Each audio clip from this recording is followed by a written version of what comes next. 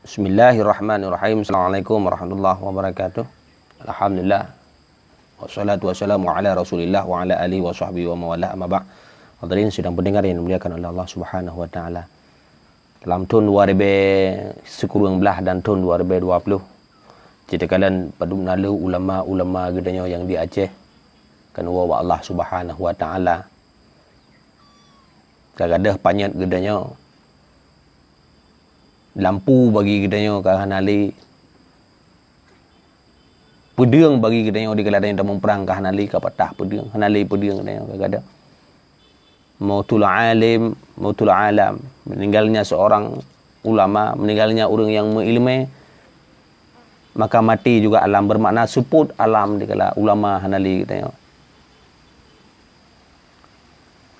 Laulal ulama annasu kal bahaim, sekira manusia tiada ulama di tengah-tengah je.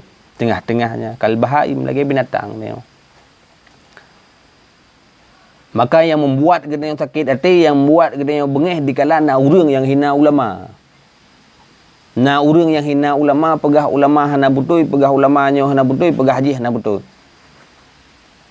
Ngai naikun pale ule benteng bama kalung handi langga, pale hakai urang anji jin kena ke ulama, kadang pihna yang beheken jijun kalung dum ulama, kadang nyan kana bijeh urang bai lebeng asai mula, bai lebeng asai mula. Ni baklung talah yang bai lebeng mawanya kegot batha kan bai lebeng ba iya nu bajeng nyanya mudoi menye bai lebeng kan urang jeun ane abi-abi nyamba pakon ron behu than kan ane bajeng hai contoh mana ulama maji ngan ayah ji menikah, yang penikah ulama, man ulama hana dapat iktah nikah dia. Iktah nikah ji beti ulama hana beti kawake yang penikah dia nya hana beti. Hana beti hurun yang kon dah pegah katnya nyo ji kon. Berai katnya yang menikah dia mak dang nikah. Tega menikah.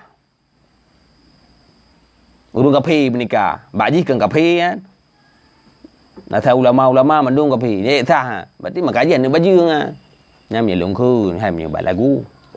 Ba i lebeng hai ka lagak baju kah? Nyam ai long panai kuat detailnya. Nyam gede dah jaga ya. Ulama adalah warasatul anbiya. Ulama adalah pewaris para nabi. Maka nak ahli nabi apabila kata ingin tekalan wajah halung, lihatlah wajah ulama. Yang dalam kitab Tangkihul Qul karangan Imam An-Nawawi rahimallahu taala. Nana bega.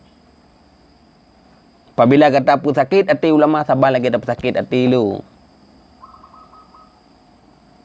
Apabila kata tak caci ulama, tak kun ulama merangapu, sabar lagi tak kun kelung kun nabi.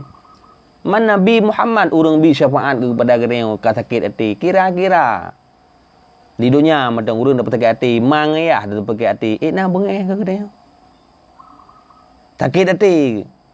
Dan Nabi Muhammad urang bi syafaat kepada gereng orang mati. Tanya cerita pres-pres syafaat Nabi. Tak pres-pres bergakui le Nabi gereng sebagai ummah yang meramah hanaga akuinya yang kok meramah anda. Maka dalam doa Allah Taala bergakui gereng sebagai umat Nabi Muhammad sallallahu alaihi wasallam dengan catatan kita tak ikut, tak patih apa yang disampaikan oleh ulama-ulama.